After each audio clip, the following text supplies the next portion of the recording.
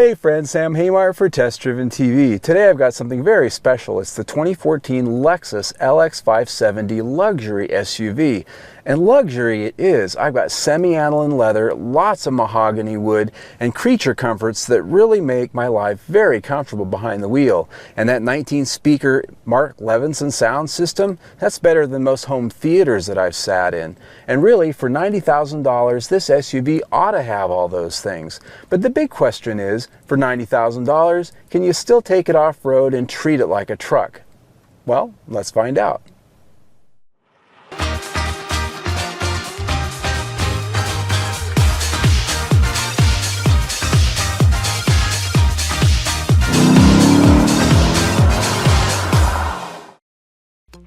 The Lexus LX570 and its corporate cousin, the Toyota Land Cruiser, have really become an institution in the SUV world.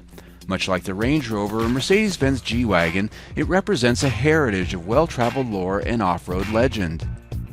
While shared with the Toyota Land Cruiser in most areas, the Lexus has unique styling up front in the headlamps and grille, as well as around the sides and rear quarters.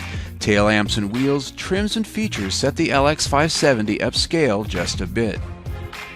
The LX570 isn't as large as American full-size SUVs like the Cadillac Escalade or even the Toyota Sequoia. Instead, its footprint and profile remain narrower and more petite despite its place at the top of the category in pricing.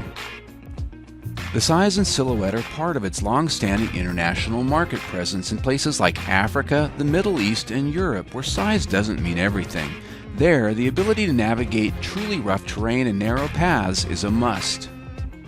The interior of the LX570 is a different space than that found in the Toyota Land Cruiser. A unique dash, door panels, hides, and features list make the LX570 a true luxury SUV. Ours was fully optioned with a price tag hovering at about $90,000.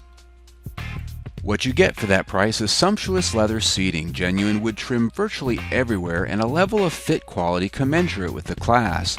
All the expected technology was present, including voice-activated navigation system, Lexus Inform app suite, and Bluetooth connectivity. Comfortable power seating and telescoping tilt wheel are all tied in with memory settings. Those seats are both heated and cooled as well. The center console is large and full of controls for the LX570's adjustable suspension height and stiffness levels, as well as its myriad of all-wheel drive system features. In that console can also be found a large stowage area which offers cooling, perfect for water bottles, soda, or fruit on days like ours out here in the hot Arizona desert. Our tester had the top-end Mark Levinson audio system with its seemingly over-the-top 19 speakers and 450 watts of sound. As I always say, a must option in any Lexus. We also had the dual-screen rear seat DVD entertainment system, which allows two separate video sources to be viewed at the same time. Rear seat room and space is exceptional as expected, and seating sumptuously comfortable. Rear seat passengers get full HVAC controls for their zone, as well as heated cushions, as ours was optioned. Second row seats are also power adjustable and offer a 40-20-40 split fold down. While our LX570 came with features like a backup camera, which was quite helpful, we were surprised that at this price the SUV comes with none of the latest radar-based driver aids like lane keeping, blind spot, or collision warning assistance. The top portion of the liftgate is power operated, but the lower tailgate portion still requires manual opening to load heavier objects. Inside, the third row seats take up much of the cargo space here, but can be power folded out of the way. Where this SUV is really meant to impress is in its off-road capabilities. The LX570 is virtually the last of its class to offer a ladder frame, a solid rear axle, and the kind of off-road suspension and drivetrain capability that goes beyond the soft trail. The air suspension is height adjustable either manually or automatically. The all-wheel drive system features several automatic and manual modes, including the ability to lock it up tight as a drum for challenging situations. One of my favorite tests to do with any SUV we test is the one wheel up, one wheel down test. And that's where I take on a little spot that I've got here that gets one of the front wheels and one of the rear wheels free of the ground. And that really sort of lets it teeter a little bit, and it really puts the traction system to the test. So let's see how it does. On our first pass up the little hill here, I'm going to leave all the settings here in standard idiot mode. And what I mean by that, I'm not going to put it in 4 low, and I'm not going to turn on any of the special all-wheel drive off-roading programs that this vehicle offers. I want to see how it works in standard everyday mode. So let's go on up the hill. Just taking it nice and slow so that those wheels can get off the ground. Okay, so I'm just kind of hanging here, and I'm going to go. You know, it's just not even a challenge for this vehicle at all. This test usually throws most SUVs straight in the ditch, but because this one's got a very articulate suspension that really didn't even let those tires off the ground, it just didn't even challenge it. So there you go. In the end, our little off-road course shown here is almost a joke to the LX570, whose abilities are well more suited for perhaps the Rubicon. But alas, our friends at Lexus probably wouldn't much appreciate us returning it with the scrapes and battle scars of such a run. Driving along here on a windy road on the pavement, one of the things I'm really picking up on is what Lexus calls in their literature a Silken Ride. And basically what that means is it's got a nice, soft, cushy ride that you'd expect in a luxury vehicle. In fact, on its basic comfort setting, which it's on right now, it's almost too cushy for my taste. In fact, it almost has a little bit of a boaty seasickness sensation going. But the good news is, there's a toggle switch down here that lets me adjust that suspension from comfort to normal all the way up to sport, which I just set it on.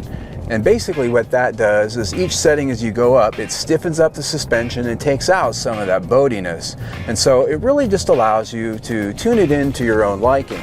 And on sport, I can go in and out of these curves on this windy road, and this vehicle actually handles pretty tight for a big truck that weighs 6,000 pounds. The truck-based ladder frame and the off-road suspension that really gives the LX570 the edge for off-road driving does come at a price, and I'm talking about on-road refinement. I'm driving on a windy road here that's got a lot of rough patches in it, and so what it's doing is it's giving me a lot of skitteriness through the chassis, get a little bit of kickback from the steering, and that solid rear axle is doing a little bit of a dance as I go around some of these rough curves. It's not terrible, it's still well sorted, but it's something that you wouldn't expect to find in some of its competitors like the GL class from Mercedes and the Range Rover, which both use sort of a unibody and independent rear suspension. So unless you really do a lot of off-roading and need that capability, you are going to give up just a little bit of on-road refinement on rougher surfaces. Under the hood is a 5.7-liter dual overhead cam V8 mated to a standard 6-speed automatic transmission.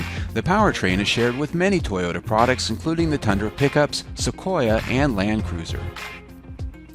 The 5.7-liter V8 with 383 horsepower is pretty well matched for this vehicle. It's not overly quick, but it's not overly slow. The 6-speed automatic does a pretty good job of shifting, throwing you downshifts when you ask for them and shifting crisply upon acceleration. Let's give a listen. It's got a nice sound too. The V8, of course, is a bit thirsty, but if driven well, it can be responsible. The EPA rates the LX570 at 12 miles per gallon city, 17 miles per gallon highway, and 14 miles per gallon combined. We actually achieved a respectable, if not impressive, 17.8 miles per gallon combined in our week of testing. Well folks, there you have it, the 2014 Lexus LX570. Now, the first thing I want to mention is the fact that this vehicle is identical to the Toyota Land Cruiser, mechanically speaking. So a lot of people might say, why not save a few dollars and get the Land Cruiser? Well, my answer to that is simply this. The Land Cruiser starts out at about $78,000. This starts out at about $82,000, about a $4,000 difference. And in my opinion, if you're going to spend $78,000, why not spend $82,000 and get the Lexus customer service experience? Not that Toyota is lacking in that area, but Lexus is known for being nearly #1 for the last 20 years. So you really can't go wrong by spending that extra money, and of course you get some of the extra features design-wise inside and out. Now, the only thing I really had to complain about with this vehicle this week is some of the refinement issues in the chassis. That goes back to the fact that it is an old school truck chassis that really gives it that edge for off-road driving, but it does give up a little bit of refinement on the road. So this week I give it 4.5 out of 5 stars. I'm Sam Haymart for Test Driven TV. I hope you enjoyed the ride.